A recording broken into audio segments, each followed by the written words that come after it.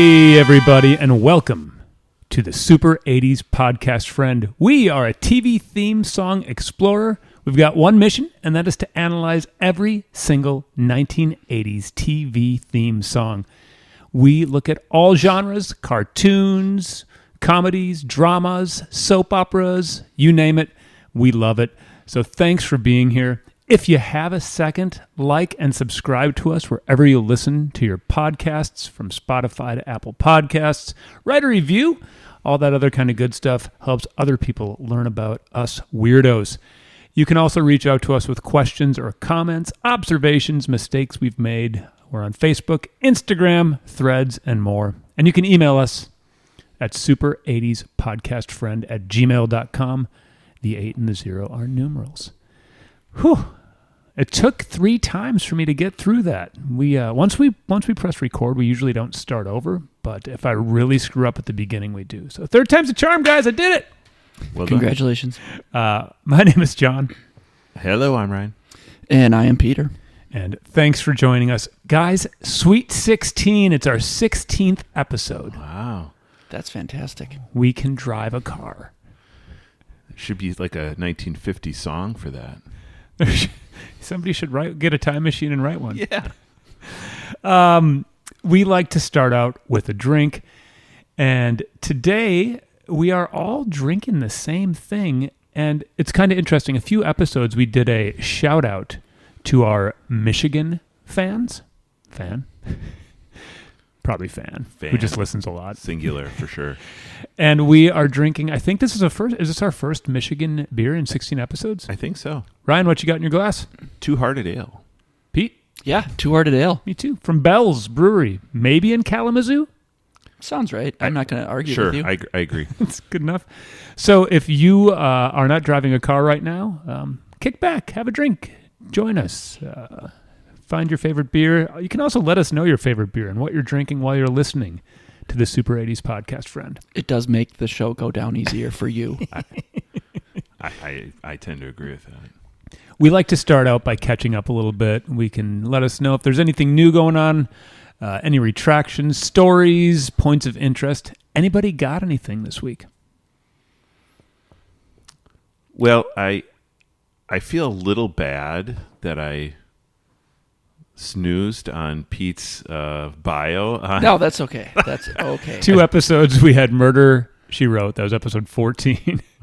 And I'm feeling a little bit bad because I'm a human. I feel bad. Aw. But it was kind of boring. It was boring. It was an interesting fact, but it took a while to get there. And yeah. No, it was. It's J.B. Fletch. It's J.B. Fletch. Well, I think this is a special moment for the Super 80s Podcast Friend. Kumbaya. Singing a song of peace. Pete, anything to report? No. I'm, just really enjoying this Two Hearted Ale right now. Guys, Pete, I hope you don't mind me saying, Pete was up past 1 a.m. last night.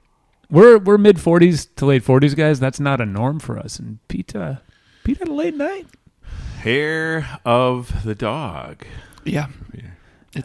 It's working. It's having the desired effect. It was my wife's 25th class reunion last night, and it was a late evening. Well, good for you. Good. It's important to do that once in a while. This is in our 16 episodes. We've now been to 2 high school class reunions. So Pete's wife's 25th and my 30th a handful of episodes ago. Wowza. Yeah. Speaking of J.B. Fletch, if you're new to the show, after we listen to a theme song, I like to go back and try to watch an episode. I normally don't fall asleep on the couch. And I decided to try an episode of Murder, She Wrote. Well, there's your problem right there. And man, I dozed off, and my wife was watching too, and she just walked away because she said it was boring. Oh, man. So what do you have any recollection about what was going on? Nobody saw that. They were at a racetrack, and maybe her friend was in some sort of, and what's his name from Mr. Furley, Mr. Roper, Roper was in it. was a guest in it. Yeah, Outstanding. he was in trouble with the mob, I believe. Was this a horse track or a yeah, I car think it was track? a horse track. Okay. Okay, And I was in and out of consciousness. sure. And Cabot then- Cove has a. Well, I think Racetrack? she might have been on the road. On Unclear. location. It was a Okay. lot. Speaking tours. She has speaking tours from those books, Those books that she she writes. So I watched that. You didn't though. But yeah, true. Speaking of not watching episodes, we had our Full House episode 13. And during my lunch break, I watched a little bit of Full House. I don't know that I want to use the word unwatchable, but it was really not good. Did not hold up, huh? It's really, and I get it. Like the target was really little kids. There's a lot of bad, dumb jokes, Cut it out. but it was at a 7 or 8 p.m. lineup slot. It was.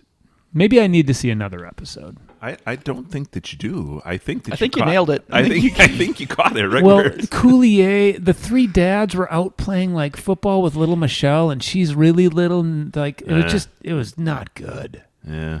I lasted maybe 4 minutes. And then you fell asleep. And then he And one more, I watched about 7 minutes of Gem.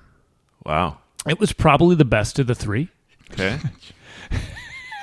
So this total, we're That talking is like a 15. harsh criticism of Full House. This is like 15 minutes of your life. These three episodes. It's not. Again, to be fair, I have not been giving. None of them got a fair shake. I don't know about that. Maybe they didn't deserve one. Gem was, there was some band drama, which I find engaging. The drummer was being courted by a record label for some other gig, and there was some lady saying you can't be in Gem and something else. And she had a cool electronic drum set. It was, Pete, you had mentioned. I said that the animation on the theme looked higher tech than I imagined, and you're like, well, and it was really low budget animation. But it was the best of the three. So if you're looking to watch some 80s TV, start with Gem, then probably Murder, She Wrote, and then close her off with Full House. Well, If you're still awake. After a Yeah. dozen Two-Hearted Ales from Bells. I mean, Murder, She Wrote sort of is like the kind of show that you would put on to fall asleep, right? I mean, that's the kind That of was show their MO for 12 years. Right. I feel like that was the time slot it was in, like a Sunday night sleeper, right? Like, throw her on. Got to get ready for the work week. Go to bed early. Exactly. Put on Murder, She Wrote, and boom. So those are my updates. I don't think I have any retractions. Nice work. Oh, and one other thing. One of our listeners, Kelly from Wisconsin, and I know nothing about this, but she said that Hannah Montana, the plot line and everything around it is a general ripoff of the plot line and everything about Gem. Huh. Again, I've never seen Hannah Montana. I don't really know what that is, but if any of you listeners agree or disagree with interesting. Kelly, let me know if there is a Gem Hannah Montana 'Cause similarity. Because Hannah Montana. Now that I was think about it, I think the she's alter right. ego or Yeah. something, or like it was a secret identity Correct. that she was Jerica. Jerica, Right. not Jessica. So there you go, guys. That's right. that was I'm sticking with my plan of watching these shows, and I'm not really going in any sort of order. I kind of watch what I feel like. I'm happy that you're the soldier in this field operation. Do you guys remember who the winners of the horse race are so far? Can you remember what a couple of my favorites have been? I think you did like Gimme a Break. I really did. Well, I had Sammy Davis in it, right? Yeah, it was good. I don't remember. A-Team was pretty high up there. I loved the Love Boat. Oh yeah, that seems like it would be worth a visit. It's definitely worth a visit. I could see that. Yeah. All right, guys. Well, that was our getting caught up and retractions, which we didn't have any. Hey, let's sing the old No Retractions This Week theme song. No retractions this week. It's kind of like Happy Birthday. Yeah, it is. That's fine. That's good. All right. Without further ado, if you came here to hear whatever song we're about to hear, we're about to get to it. We have a robot named Conky. Conky performs surgery on small pets. He cleans up the neighborhood. He goes grocery shopping for us. He used to belong to Pee Wee Herman. He now belongs to us. Ryan rescued him out of a dumpster in the valley. They rode here on a tricycle, and the rest is history. Conky will be picking our song for us. We're excited. Conky, what do you got?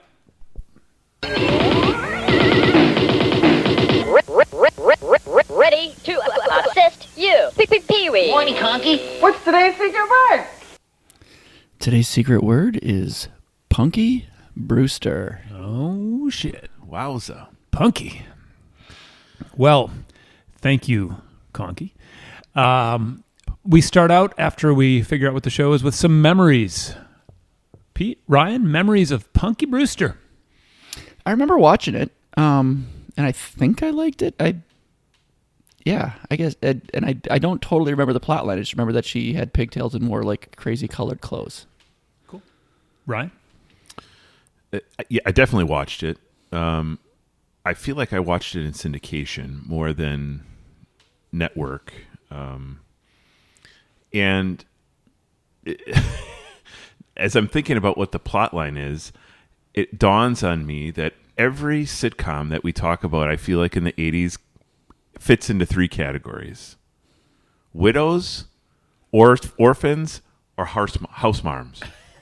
Live in hell. Well, because we wouldn't call Charles in charge a house marm, but live in.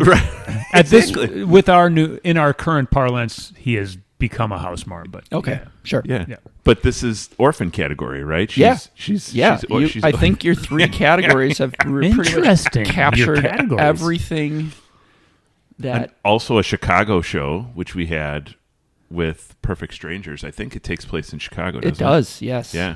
By the way, if you noticed Pete's quick response, Conky zaps information into Pete's brain after the show is announced. So it's fair to say that 30 seconds ago, Pete knew next to nothing about Punky Brewster. And now he does. Any other memories? I've got a few as well, but do you have any? Yeah, no, I'm interested to hear what you had to say. I remember Henry, I believe is the old man's name. That is correct. I remember there was a dog. Yes. Mm-hmm. And the general, there was lots of, like, the lighting was lots of grays, and like it always seemed a little dingy. Gritty? A little gritty. The city of Chicago, which you may have lived in. Yes, 10 years in the city. Yeah, it had a gritty feel to it. I remember they spent a lot of time in the apartment building. Correct. And I remember some neighbors, and zero names, but I can kind of picture some of the neighbors. Mm-hmm. And I remember as a kid thinking Punky was kind of cool. Yeah. I was a fan of, I thought she was a cool character. So yeah, dog, Henry, Punky, gritty, neighbors. Yes, and if either of you can help me out with Moonfry's, the correct pronunciation of Moonfry's first name. Soleil. Soleil. That is French for sun. Oh, fun. There's a song by Yes called Nous sommes du soleil. So her name is Sun Moon. Fry. Okay, yeah, that makes sense. I like it. So, what else? Any other memories generally before Pete shares the background? Well, I can tell you the one episode that stands out to me, and so I feel like some shows have like the episode that everybody remembers. The only thing I can liken it to is Saved by the Bell has their Jesse Spano episode, right, where she's taking the diet pills. the diet pills or the caffeine pills or whatever it is, right? Mm-hmm. I'm so excited. So the one episode that I remember of Punky Brewster is the cherry in the refrigerator episode. Do you guys remember this? No, sir. No. So I don't know why, if it's there was like a backyard is maybe not the right word at the apartment that they lived in. An alley. Okay. And there was a discarded refrigerator. Oh, man. And Cherry, they're playing hide and go seek or something. And Cherry puts herself in that. Cherry's one of her friends. Cherry is the friend that lives in the apartment building. Yeah.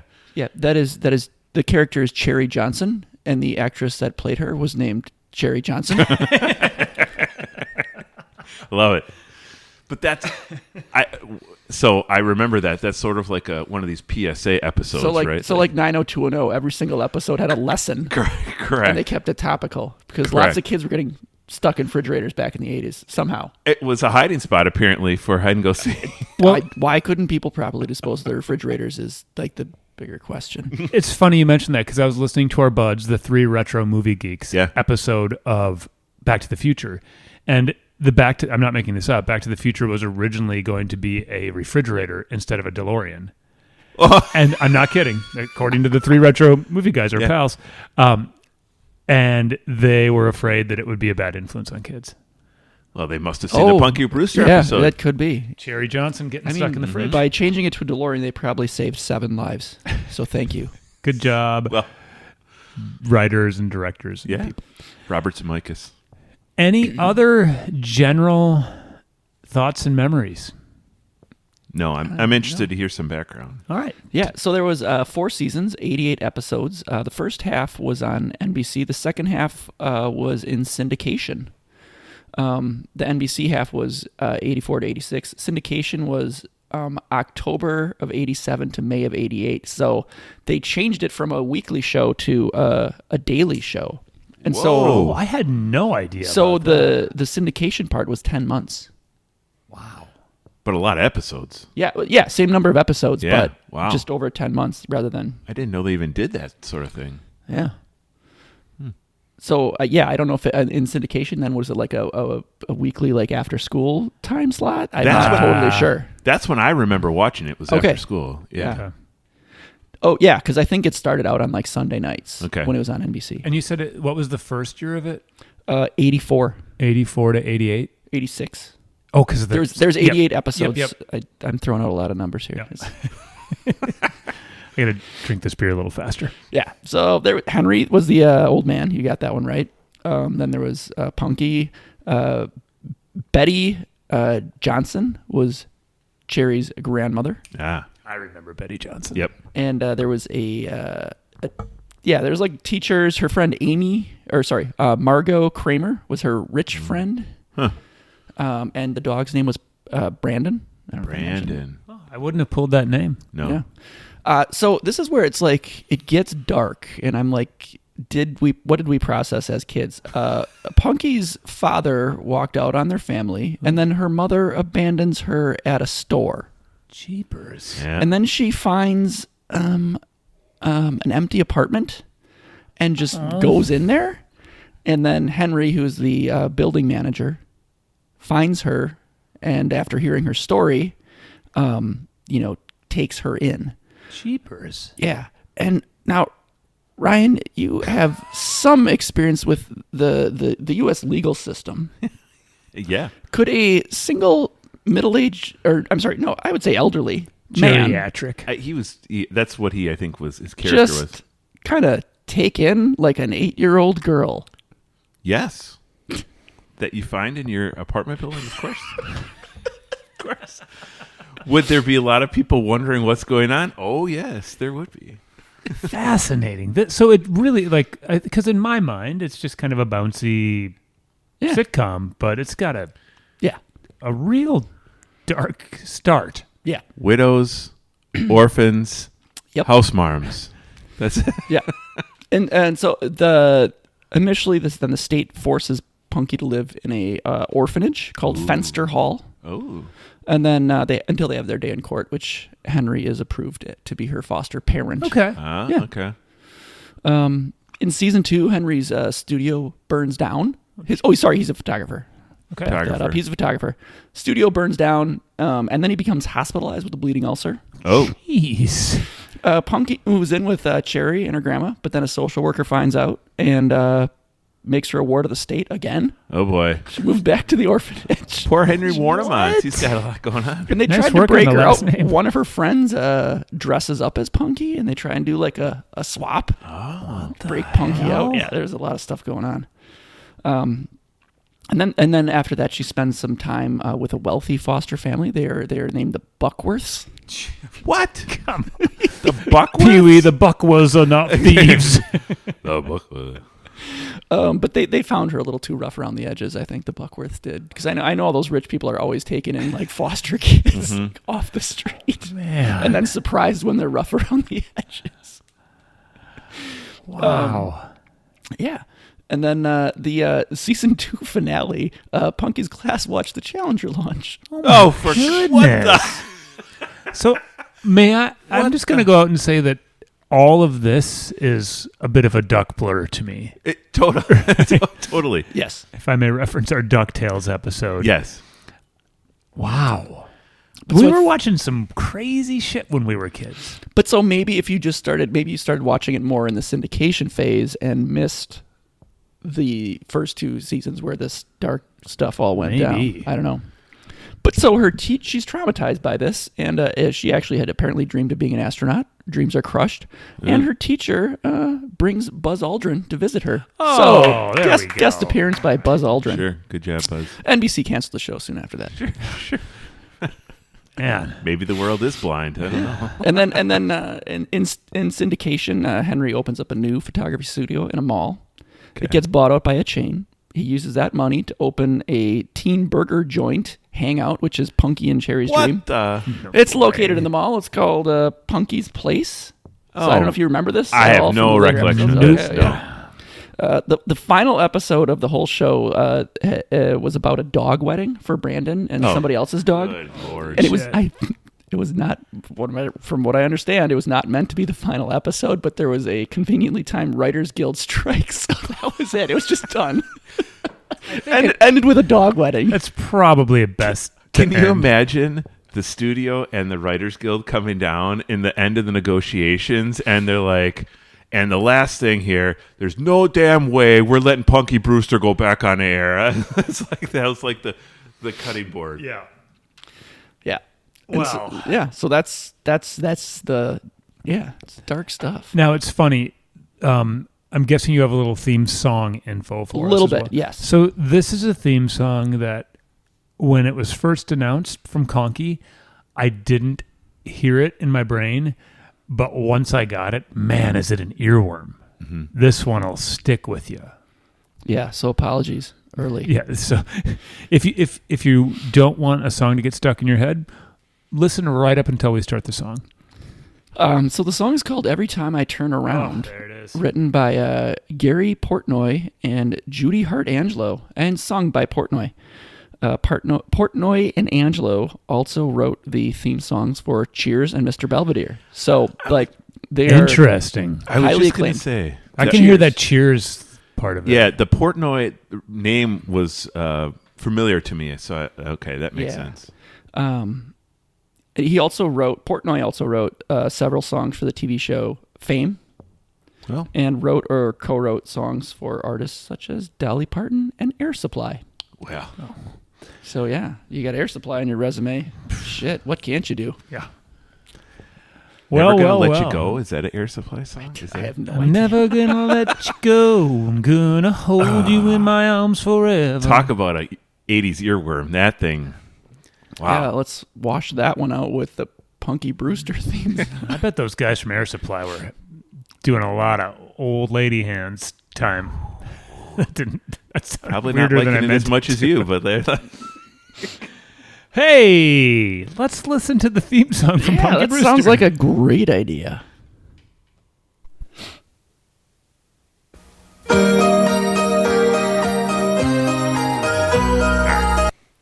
You or me? You go. is this like I don't know what happened there. that little piano sounds like a toddler piano that my family had when I was a kid, where the keys were like out of tune.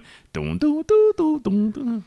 Yours is probably less offensive than what I'm going to say, which is this sounds like something off of Sgt. Pepper's Lonely Hearts Club Band. Just, Pete, can you press the 10-second button? Reverse it 10 seconds. Now just I can pretend take you're it, I George can take it Martin back. at Abbey Road Studios in 1966. Yeah, that's what I'm pretending right now. Here we go.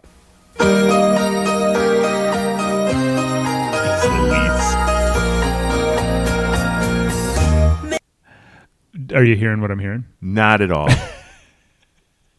Maybe. It's an effective intro. Sure. Maybe the chaos of it reflects the colorful, sort of disjointed nature of her clothes and personality. Yeah, I forgot about that. Maybe they're trying to get a little Lucy in the Sky with Diamonds vibe. It's possible. I'm not saying it's as good as a Beatles song. I'm just saying it feels like it's an homage to the Peppers era Beatles. All right, I think we just move on right now. I mean, Ryan, after your comparison with the Full House theme song To Robert Johnson. to Robert Johnson, I don't even know that you can criticize anybody here. It's true. Maybe the world is blind. Oh, yeah. Or just a So right away you can hear it's the same guy that sings Cheers. I mean, it's the writer. Oh, yeah. But it's definitely the same guy that sings it, for sure. You're right. Yeah, 100%. the voice. Yeah, the voice Sometimes matches. you want to go. Yeah. Kind of a boyish Yeah. theater guy Yeah, song. 100% you can tell that. Very right away. enunciates very well. Yes. Did he just say, maybe the world is blind? Did I? Indeed he did. Okay. And we've got this kind of, it's a little bit of a, It's a bouncy. there's a Yeah, it's bouncy groove bouncy. into it. The bass Bouncy is little- kind of boom, boom, boom. So there's a little bit of funky bass line to it. Mhm. All right. little unkind. Don't know. Yeah, it's funky. Like the rhythm is bouncing. The guitar's playing real Little- staccato. Yeah, correct. Little guitar sneaking in there. Yeah. Yeah. And the I like piano's heavy in the mix. Yep. So maybe the world is blind or just a little unkind. Don't know. Okay. I mean, if you're an abandoned kid, Seems you can't be sure of anything anymore. Little bit like the beginning of the Full House theme song. Without the Robert Johnson. Yes. Whatever happened to predictability? Correct. The Milkman, the Paperboy, even TV. remember when people didn't leave their kids at grocery stores? Man. Right? What was that last line? Seems you can't be sure of anything anymore. All right. Although Are we heading to Pepperland? Yes. Here comes the Beatles are back. Yes. Now I see it. Yes. Okay, I let's mean, hear we've made worse comparisons, so let's hear this totally little letting this slide. Beatles part. and then one day you're smiling again. All right, before the hook. Yeah. I mean, Yep. he's doing his best, maybe not in a great way, to channel late '60s John Lennon. Yep. What are the lines there? So, seems you can't be sure of anything anymore, although you may be lonely, and then one day you're smiling again. And then we get the hook. And we're about to get to the hook. Okay, which again, I haven't seen Punky Brewster in decades, Right. and I know what's coming. Correct. And one day you're back in the orphanage. Every time I turn around, I see the girl who turns my world around. Obviously written directly for this show. Sometimes they are, sometimes they aren't. You can hear that. Musically, it's a freaking catchy hook. Oh, yeah. Really high. He's singing a very high register. Like, And that's... every time I turn around, and then it does the full stop. Yeah. Boom. Da, Right. da, da, Dun, da. dun, dun. Yeah, I like it. It's catchy little stuff. Standing there every time I turn around. I don't like his voice. Is it too boyish? Is that... My wife will. Over enunciation in singing. I like mumbling. I like when people don't enunciate consonants at the end of a word, and maybe it's from my love of rock and roll, but he's really power enunciating. Every time I turn around, He's just good with language. he is very good.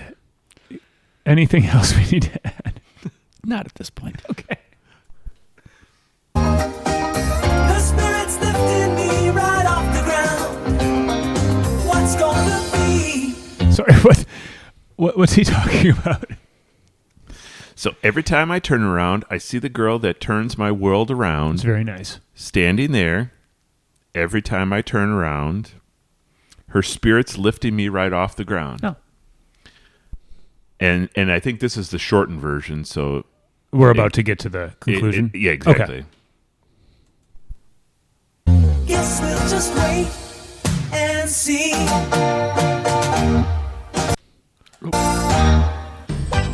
So one of the things that's really interesting, and it goes along with what you're saying, is there actually isn't any need to read the lyrics because you can understand them completely without anybody. Like, you don't really need to look at them. There was no weird surprise. Like in Sometimes we previous- need the internet to help us. You can clearly hear what he's saying. Guess we'll just wait and see. I mean, if the Misfits had been a little more like Mr. Portnoy, we wouldn't be having the bitter better debate. Right. Oh, I don't know if you're talking about Danzig's Misfits or because Cartoon Misfits. both actually. Right? Both.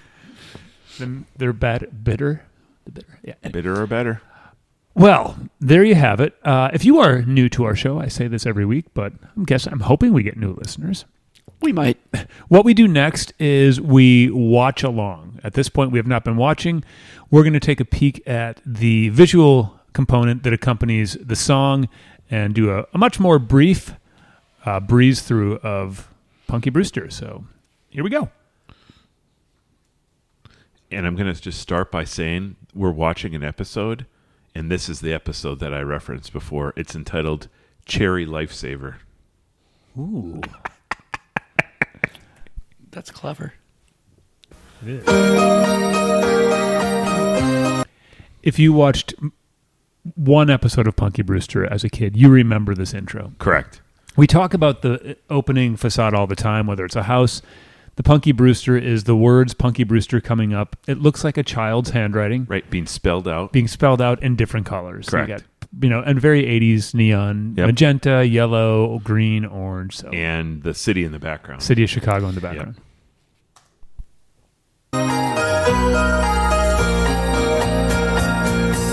Maybe the world is blind. Oh. Fades into the city. Oh, there you go.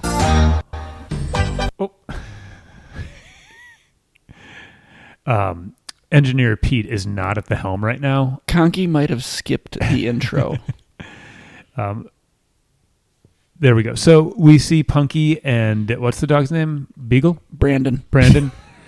Punky and Brandon are hopping down the streets of Chicago, and she's got the classic Punky Brewster look. I don't Yeah. even know. It's like a vest and it's very Yeah, bright. a little whatever mishmash. Yeah. Back in middle school, we had something called Clash Day, and it wasn't about the band The Clash, unfortunately. It was like you would wear like a pinstripe shirt with Zubaz pink pants. Right. So she's clashing, and she's pulling it off. Yeah, 1984 clashing. Or just a little. Oh, there's Henry Warmont. I mean, he could he be more of a classic 80s old man? Correct. What we haven't talked about yet is that he's the police chief on Police Academy. Commandant Lassard. Exactly. Which came first? Police Academy. I think so too. Mahoney. How would we're not linguists, how would we describe his accent? In Police Academy? Just in general. He's got kind of it's not British. It's a bit of a... It's an aristocratic. Aristocratic. Yeah. Because he I'm assuming, I haven't seen Punky Brewster, he speaks similarly. I don't know. Good question. Listeners, well, I will be able to report back in a week or two. Yeah. All right. Don't know. Seems you can't be So sure. Huggin Henry. George Gaines. Is that 100% Commandant Lassard? Yeah, 100%. That's cool. Yeah, 100%. That's just it's a weird picture that it looks kind of like he's melting. He does.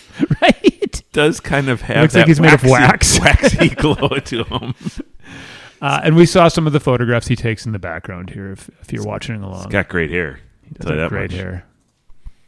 Of anything anymore. Soleil, Moon Fry. Although Oh, bow tie wearer. There must have been a formal event. Does Do we know Punky's? It said Punky in quotes. What was her like given name on the show? Penelope. Penelope Brewster. Oh, Okay. nice one. Nice. And Thanks, Conky I and Engineer Pete. believe the name Punky was a writer or a creator of the show had a crush on a kid in his own childhood, an older tomboy girl that he was like that was named Punky. That's And cool. I think he actually asked permission from that person before they started the show, and then that person did a guest appearance as like a teacher or something. Love it. Oh, wow. And like it was taking roll call or whatever, and was like, Punky, that's a weird name. I like Nice. that. So That's it's a kind of neat a little little- tidbit. Like it. You may be lonely and then one day. Yeah. So there's the Wrigley Field. I remember this. That's how I remembered it was Chicago. Oh, her up on the shoulders with Yeah. the Cubs. And I got to say, like, obviously, they do a nice job of showing the bond between Punky Yeah. and her foster dad in this intro. Yeah. So it's kind of sweet.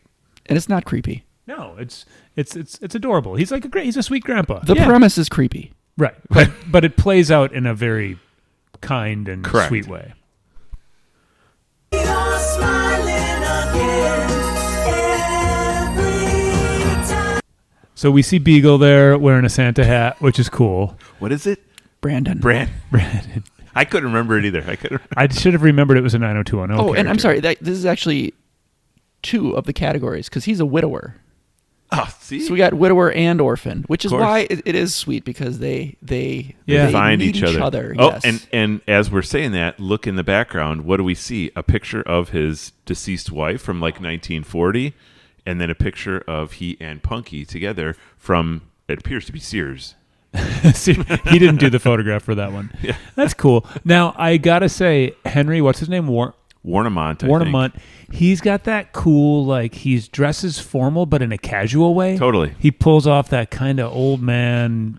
I don't know. I can't explain it because I know nothing about fashion, but whatever he does it well. He's just when I think, if you picture in your head like a grandpa, he's like what you would picture. like a disheveled professor. He's yes. dressed sharp, but he's also Correct. loosey-goosey.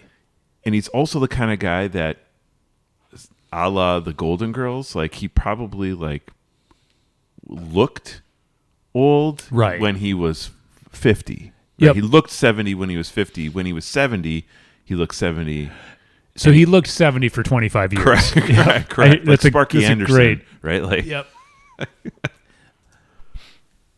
I turn around. I see the There is girl Susie who Garrett. turns my world around. So that's Cherry's grandmother. grandmother. Got it. I and totally Cherry's remember them. got a Cabbage Patch Cabbage Kid. Patch Good Kid. Lord. Xavier That's as Roberts. 80s as you get, yeah. Yep.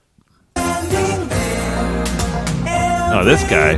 I totally remember TK Carter. Yep. Who did he play? He was a cool teacher. Yeah, he was a teacher, and he was also in the first season of Saved by the Bell, the Good Morning Miss Bliss. Get out of town. Yeah. Also as a teacher? Yes. Cool. Or I don't know if he's a teacher, but he was some school personnel. Typecast. Yeah. Exactly.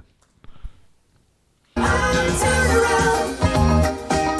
Her spirit's lifting me right off the ground. A couple things. The guitar is doing some cool kind Yeah. of funky. Yeah. And this is what you were talking about, right? The backyard or the alley. Yes, whatever this is, yeah, back there. Is that a Or treehouse? courtyard, maybe. I remember the treehouse. Yeah, that's what they're showing right I'm now. gonna say is the I'm gonna treehouse. say courtyard. Yeah. I remember that completely.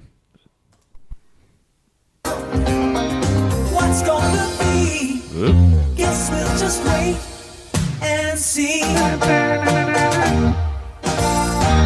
Her jacket right there at the end. Purple satin with fluorescent stuff all over it. Yeah. And he's wearing that old school, I don't know what kind of hat he's wearing, but I like it. It would be a great Halloween costume.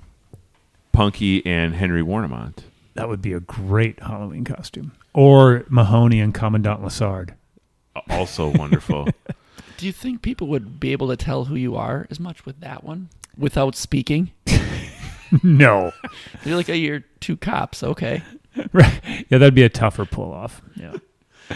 Now, Punky also fits into a different category, right? Because there was a cartoon, I think. There was. We're going to be doubling up on Punky Brewster on this show. Wow, okay. Add that to the spreadsheet.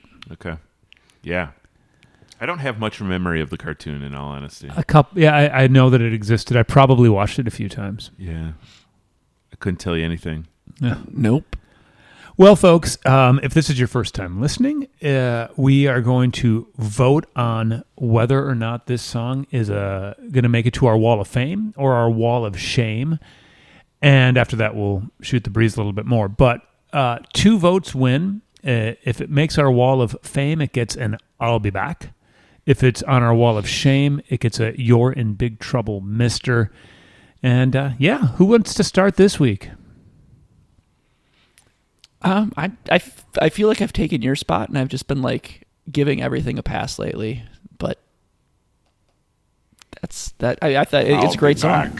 All right, got an Arnold because it's just a catchy tune, and the lyrics, spot on for the show. Yeah, it does its job. Yeah, does its job. Ryan, I'm going to give it an Arnold as well. It's funky. It's not back. To like. I don't really like it, but well, your vote doesn't even matter at this it doesn't. point. But I do. But with that being said, I think it does everything that a theme song should do for a show. So my personal, I think I need to think of it in the bigger picture. So for doing what a TV theme song should do, I'm giving it an I'll be back. I'll be back. If somebody else was singing, it might even just be the singer. But it is a catchy song. It's about the show. It's quick. It has a lot of hooks. So generally speaking, it checks a lot of boxes. So I can't, in good conscience, put it on the You're in Big Trouble, Mister list. Now, if it was not tied to the show, but it was just a song that came out as a single, if I was listening to it on the radio, I'd press scan. What if it take your chances on random? Yes, seek or scan doesn't matter. In my 1985 Chevy Cavalier, scan or seek are being pressed on the AC Delco stock radio. Are you guys keeping the song on the radio if you're driving in your 85 Cavalier? Maybe. Yeah. It's short enough. Yeah. What if it's the 3-minute version? I would be singing along.